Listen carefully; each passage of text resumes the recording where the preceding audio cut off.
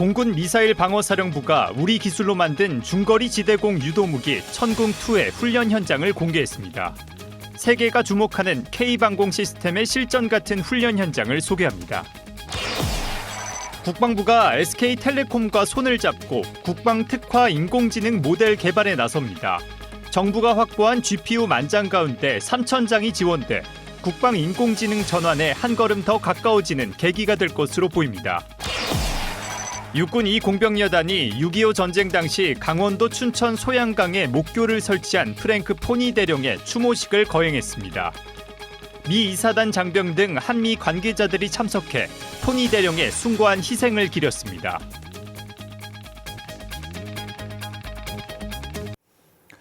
시청자 여러분 그리고 국군 장병 여러분 안녕하십니까? KFN 국방뉴스 시작합니다. 최근 중동의 실전 현장에서 적의 탄도미사일을 성공적으로 격추하며 전 세계의 주목을 받은 무기 체계가 있습니다. 바로 우리 기술로 만든 중거리 지대공 유도무기 천궁2인데요. 중동 국가들이 우리 군의 운영 방식을 벤치마킹할 정도로 독창적인 방공 시스템을 구축하고 있습니다. 현장에 김효진 기자가 다녀왔습니다. 요란한 사이렌 소리와 함께 레이더가 돌아가자 장병이 땅을 박차고 천궁2 발사대로 내달립니다. 제왕 개방! 제왕 개방! 자유조사기 연결 무장! 적의 탄도미사일이 날아드는 훈련 상황이 갑작스럽게 부여됐지만 전원 공급과 회로 점검을 하는 장병의 손놀림은 물 흐르듯 거침없습니다. 천궁2를 완벽하게 운용하기 위해 수없이 반복해온 훈련과 땀방울이 만들어낸 결과입니다. 천궁2는 적 항공기는 물론 탄도미사일까지 동시에 잡아내는 중거리, 중고도 지대공 유도무기입니다. 기존 천궁이 항공기 유격에 그쳤다면 천궁2는 빠르게 날아오는 탄도미사일까지 격추할 수 있도록 능력을 대폭 끌어올렸습니다. 발사된 유격미사일은 측 추력기로 방향을 바꿔가며 전방이 고기동 표적을 추적하는데 표적이 교전 범위에서 들어오는 순간을 놓치지 않는 것이 특징입니다. 여기에 적이 미사일을 쏘면 위성과 레이더, 이지스함이 동시에 탐지하고 KAMD 작전센터가 즉각 요격 명령을 내립니다. 전국의 탐지 요격 자산을 하나의 네트워크로 묶어 중앙에서 통제하는 이 같은 방식은 세계적으로도 손꼽히는 우리 군만의 독창적인 시스템입니다. 최근엔 이 시스템이 더욱 주목받고 있습니다. 드론과 순항미사일, 탄도미사일을 한꺼번에 쏘아대는 이른바 석고 쏘기 위협이 현실화돼서입니다. 공군은 고고도부터 저고도까지 층층이 막아내는 복합 다층 방어체계를 갖추고 있고 저고도로 날아오는 위협도 레이더로 상당 거리 밖에서 탐지할 수 있다는 것을 실제 검증을 통해 확인했습니다. 이러한 실력은 세계 무대에서도 증명됐습니다. 2022년 UAE에 수출된 천궁2는 올해 초 중동 전쟁에서 이란의 대규모 탄도미사일 복합 공격을 실전에서 성공적으로 막아냈습니다. 우리 무기 체계가 해외 실전에서 적의 미사일을 직접 격추한 첫 사례입니다.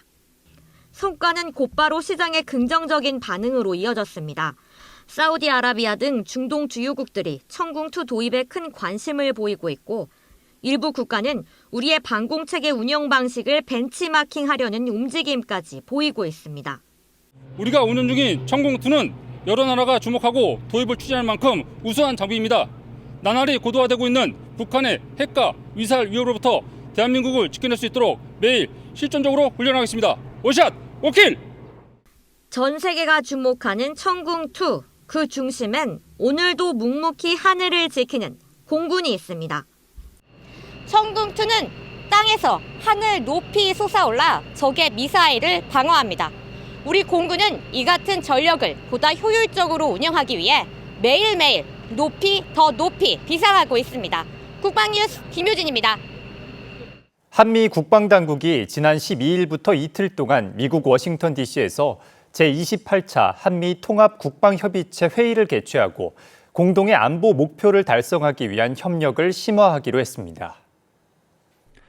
김홍철 국방정책실장과 존노 인태안보 차관보, 제임스 핀치 동아시아 부차관보 직무대리를 수석대표로 한 가운데 양측은 한미동맹 협력 현황을 평가하고 연합방위 태세 강화를 위한 정책 방향에 대해 의견을 교환했습니다. 또 지난해 11월 한미 정상의 공동 설명서와 제57차 한미 안보협의회의 공동 성명의 이행을 위한 협력을 적극 추진하자는 데 뜻을 같이 했습니다. 국방부가 호르무즈 해협에서 발생한 한국 선박 HMM 나무호 피격 사건의 원인 규명을 위해 기술 분석팀을 두바이에 파견했다고 14일 밝혔습니다. 국방부는 현장 정밀 조사와 각종 증거 자료 분석, 유관국 협력 등을 통해 정확한 사실관계를 규명하고 정부 합동 대응반 활동을 적극 지원할 거라고 밝혔습니다. 정부는 수거된 나무호 공격 비행체의 엔진 잔해는 국내로 들여와 분석한다는 방침이어서 이번에 파견된 기술 분석팀은 현장 정밀 감식에 주력할 전망입니다. 국방부가 국방 특화 인공지능 모델 개발을 위해 SK텔레콤과 손을 맞잡았습니다. 이번 개발에는 정부가 확보한 그래픽 처리 장치 GPU 3,000장이 지원됩니다. 김철환 기자의 보도입니다. 국방부와 SK텔레콤이 14일 SK텔레콤 을지로타워에서 과학기술정보통신부 독자 AI 파운데이션 모델의 국방 분야 활용을 위한 업무 협약을 체결했습니다. 이번 업무 협약은 국방부가 과기정통부에 독자 AI 파운데이션 모델 프로젝트 정예팀으로 선발된 SK텔레콤의 전문성과 역량을 활용해 국방 특화 AI 모델을 효과적으로 개발하기 위해 마련됐습니다. 국방 특화 AI 모델 개발은 국가 AI 프로젝트로 선정돼 과기정통부의 첨단 그래픽 처리 장치 GPU 자원이 지원됩니다. 이번에 지원되는 GPU 수량은 정부가 확보한 1만 장 중 3,000장입니다. 두 기관은 업무 협약에 따라 독자 AI 파운데이션 모델 기반의 국방 특화 AI 모델 개발 및 실증, 국방 분야 공개 데이터 수집 제공 및 활용, 국가 AI 프로젝트와 연계한 GPU 활용 지원 등에 협력하기로 했습니다. 국방부와 SK텔레콤은 올해 2분기 중 독자 AI 파운데이션 모델을 적은 수량의 GPU로 운용할 수 있게 가공한 경량화 모델 개발에 착수할 예정입니다. 개발된 모델은 국방 분야 실증 등에 활용하며 장기적으로 국방 데이터 추가 학습을 통해 국방 특화 AI 모델을 고도화하게 됩니다. 국방부는 이번 협약을 통해 독자 AI 파운데이션 모델 기반의 국방 특화 AI 모델을 신속히 개발하고 실증함으로써 국방 인공지능 전환에 한 걸음 더 다가간다는 방침입니다. 국방뉴스 김철환입니다. 수도 서울에서 긴급 상황이 발생하면 가장 먼저 길을 여는 부대가 있습니다. 전군 유일 모터사이클 전문 부대인 육군 수도방위 사령부 군사경찰단 기동중대인데요. 도심 작전 상황을 가정한 고난도 주행훈련 현장을 박준혁 기자가 취재했습니다.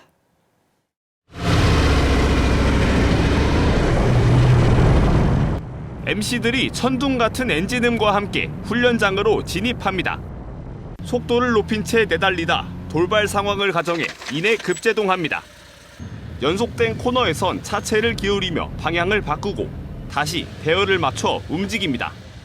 육군 수도방위 사령부 군사경찰단 기동중대는 1968년 창설된 전군 유일의 MC 기동 전문 부대로서 국가행사 경호와 대테러 상황, 긴급 출동 지원 등 빠른 기동과 현장 접근이 필요한 임무를 맡고 있습니다. 이번 훈련엔 기동중대 장병 38명과 이륜차 22대가 참가했습니다. 오늘 훈련의 중점은 도심 임무 수행에 필요한 급제동과 코너링, 대열 기동 능력을 끌어올리는 겁니다.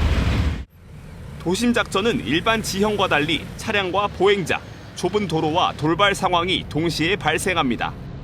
대원들은 일반 도로에서 반복하기 어려운 고속주행과 코너링 등을 통제된 환경에서 집중 숙달했습니다. 서킷 코스는 코너링 연습을 하기에도 최적화되어 있어서 서울 도심의 복잡한 작전 환경에 대비할 수 있으며 승무자의 기량을 향상시키는 데도 큰 도움이 됩니다. 대원들은 반복 훈련을 통해 기동 장비의 특성을 몸으로 익히며 긴급 상황에서도 흔들림 없이 멈추고 방향을 전환하고 다시 임무 대열로 복귀하는 능력을 키웠습니다. 평소 접하기 어려운 고난도 코스에서 고속주행과 급제동 훈련을 반복적으로 수행하며 기동 장비의 특성을 몸소 체득하게 되었습니다. 부대는 앞으로도 실전적인 주행 훈련을 이어가며 수도 서울을 지키는 최정예 MC 기동부대로서의 임무 수행 태세를 확립해 나갈 계획입니다. 국방뉴스 박준혁입니다. 서울을 지키는 육군 수도방위 사령부가 수도권 상공의 드론 위협에 대응하기 위한 대드론 챌린지도 진행했습니다. 데드론 챌린지는 대한민국의 수도 서울의 복잡한 전파 환경과 작전 요소를 최신 기술로 극복하겠다는 도전적 의미를 담았다고 부대는 설명했습니다. 행사엔 지능형 드론 탐지 재민과 데드론 통합 방어 시스템 등 데드론 분야 기술을 가진 기업들의 시연이 진행됐습니다. 특히 수도방위 사령관 이하 주요 지휘자와 서울특별시 관계자도 참석해 서울의 AI 기반 한국형 무인기 대응 시스템 체계를 구축하는 방안이 논의됐습니다. 부대는 이번 행사를 통해 나온 기술적 성과를 바탕으로 앞으로 데드론 방어 체계의 고도화와 전력화 계획을 구체화할 방침이라고 밝혔습니다. 육군 2공병여단이 한미연합군 사령부와 함께 미 프랭크 포니 대령을 추모하는 행사를 가졌습니다. 행사엔 미 이사단 등 50여 명이 참가해 포니 대령의 숭고한 희생을 기렸습니다. 이민영 기자입니다. 화창한 하늘 아래 푸른 강물이 잔잔히 흐릅니다. 지난 13일 육군 2공병여단이 실시한 프랭크 포니 대령 추모 행사입니다. 이날 포니 브릿지 기념비 앞에서 거행된 행사엔 많은 한미 관계자들이 참석해 포니 대령의 숭고한 희생을 함께 기렸습니다. 6.25 전쟁 시 수많은 선배 전우와 한 번도 만나본 적 없는 사람들을 지키기 위해 대한민국으로 향했던 미국의 청년들은 치열한 전장 속에 심어놓은 희망의 다리 포니 브릿지를 건립하였습니다. 이 땅을 지켜낸 그들에게 최고의 경의와 감사를 보냅니다. 행사 참석자들의 헌화와 묵념도 이어졌습니다.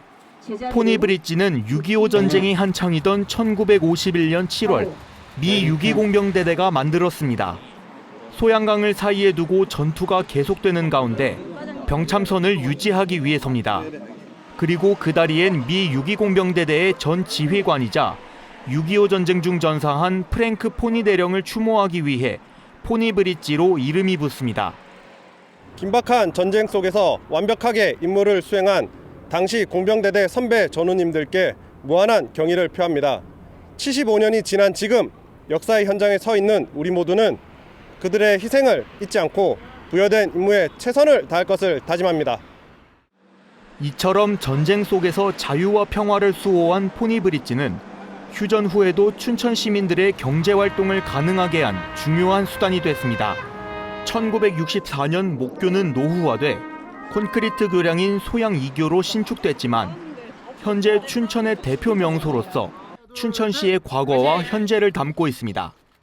전쟁 속에서 대한민국을 지켜냈던 포니 브릿지. 이제 자유와 평화를 잇는 다리로서 후세에까지 영원히 기억될 예정입니다. 국방뉴스 이민형입니다. 국방부가 2026년 국방개혁 정책 관리자 과정 교육을 실시했습니다. 교육 참가자들은 성공적인 국방개혁 추진을 위한 첨단 과학기술 접목 방안을 모색했습니다. 이치원 기자의 보도입니다. 국방부와 각군 주요 정책 관리자들이 한자리에 모였습니다. AI 전문가의 말에 귀를 기울이고 평소 궁금했던 점에 대해 질문을 던집니다. 국방부가 지난 12일부터 14일까지 국방개혁 정책 관리자 과정 교육을 진행했습니다. 이번 교육은 국방개혁 관련 4차 산업혁명 핵심 과학기술에 대한 이해를 높이기 위해 마련됐습니다. 주요 내용은 AI 기반 유무인 복합전투체계와 차세대 에너지 기술 등입니다. 이와 함께 교육 대상자들은 국방개혁 추진 중점과 과제 해결을 위한 국방과학기술 분야 군 산학연 고위 관계자 간 소통 활성화와 정책 네트워크를 형성하는 시간도 가졌습니다.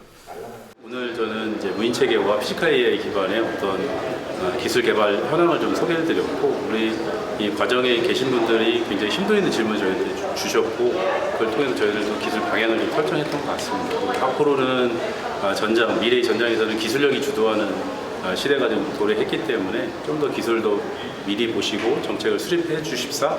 교육에선 미래 전장 환경에서의 AI 기술 적용 방안과 최근 전쟁 사례를 통해 본 사이버 전자기전의 실체에 관한 전문가의 강의와 함께 LIG DNA 등 방산업체 견학이 진행됐습니다. 40여 명의 교육 참가자들은 첨단 과학기술을 국방정책에 어떻게 접목할 수 있을지 고민하며 국방개혁의 공감대를 형성했습니다. 오늘 국방개혁 요 정책관리자 과정을 통해서 굉장히 많은 부분에서 저희가 이제 실무적으로 이제 느꼈던 것과 그 현장에서 특히 민간 분야에서 굉장히 급속도로 발전하고 있는 AI 기술, 로봇 기술 같은 것들을 몸소 체험할 수 있는 좋은 기회입니다. 그래서 이런 부분들을 좀 더 벤치마킹하고 좀 더 연구해서 민관군 간의 어떤 그 기술 등을 접목을 해서 좀 성공적인 어떤 국방 기업이 될 수 있도록 열심히 노력하겠습니다. 국방부는 이번 교육 성과를 바탕으로 정책관리자 역량 강화를 지속해 국방개혁의 실행력을 높여갈 방침입니다. 국방뉴스 이채원입니다. 6.25 전쟁에 참전한 네덜란드 참전용사가 전우들이 잠든 부산 유엔기념공원에 안장됐습니다. 주한 네덜란드 대사관과 제안유엔 기념공원 관리처는 14일 부산 남구 유엔 기념공원 참전용사 묘역에서 네덜란드 참전용사 고 야프 콘스탄세 예비역 육군대령의 안장식을 열었습니다. 콘스탄세 대령은 네덜란드 육군 특수전사령부 훈련중대 소대장으로 복무하던 1952년 바노이츠 연대 소속 중위로 6.25 전쟁에 참전했습니다. 이후 1952년 3월 중부전선 일대에서 고지방어 임무와 12월 티본 능선 전투에서 연합군 진지를 지키는 데 역할을 했습니다. 지난해 4월 13일 향년 97세로 별세한 그는 생전 전우들이 잠든 부산에 함께 묻히고 싶다는 뜻을 남긴 바 있습니다. 도널드 트럼프 미국 대통령과 시진핑 중국 국가주석이 베이징에서 정상회담을 갖고 경제와 무역 등 양국 관계 발전 방안을 논의했습니다. 안재현 기자의 보도입니다. 8년 6개월 만에 중국을 국빈 방문한 도널드 트럼프 미국 대통령이 시진핑 국가주석과 정상회담을 진행했습니다. 중국 관영 매체 CCTV에 따르면 양국 정상은 베이징 인민대회당에서 확대 회담을 열고 경제와 무역, 양국 관계 발전 방안 등을 논의했습니다. 회담은 현지 시간 오전 10시 15분부터 약 135분 동안 이어졌습니다. 이번 회담에는 마코 루비오 국무장관 등 미국 정부 인사들과 함께 일론 머스크 테슬라 CEO, 젠슨 황 엔비디아 CEO, 팀 쿡 애플 CEO 등 미국 산업, 기술계를 대표하는 기업인들도 참석했습니다. 트럼프 대통령은 회담에서 미국 상공계를 대표하는 인사들과 함께 왔다며 중국과의 협력 확대 의지를 밝혔습니다. 시 주석은 미국 기업들이 중국이 개혁, 개방 과정에 깊이 참여해왔다며 중국은 앞으로도 개방을 확대해 나갈 것이라고 강조했습니다. 또 시 주석은 양국이 적수가 아닌 동반자가 돼 공동 번영을 이루어야 한다며 미중 협력의 중요성을 언급했습니다. 이에 대해 트럼프 대통령은 미국과 중국의 관계는 앞으로 더욱 좋아질 것이라며 경제와 무역 협력 확대에 대한 기대를 나타냈습니다. 국방뉴스 안지현입니다. 이어서 오늘의 국방단신 전해드립니다. 공군이 연세대 백양누리관에서 AI 대전환의 시대, 항공우주력의 전략적 도약을 주제로 제28회 항공우주력 국제학술회의를 개최했습니다.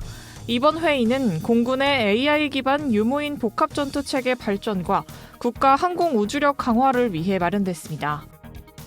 해군 해난구조전대가 지난 11일부터 나흘간 제주 남방과 제주 민군 복합항 인근 해역에서 전대 종합구조훈련을 전개했습니다. 이번 훈련은 기동함대에 배속돼 새롭게 창설된 이 구조작전 중대의 합동 구조작전 수행 능력을 면밀히 확인하고 점검하기 위해 진행됐습니다. 국방기술 품질원이 루마니아 부쿠레슈티에서 열린 흑해 방위 항공우주 전시회 현장에서 루마니아 군비총국과 정부 품질 보증 협정을 신규 체결했다고 밝혔습니다. 이 협정은 정부 간 수출 수입 군수품에 대한 정부 품질 보증 활동을 상호 제공하고 관련 절차 등을 정의하기 위한 양해각서입니다.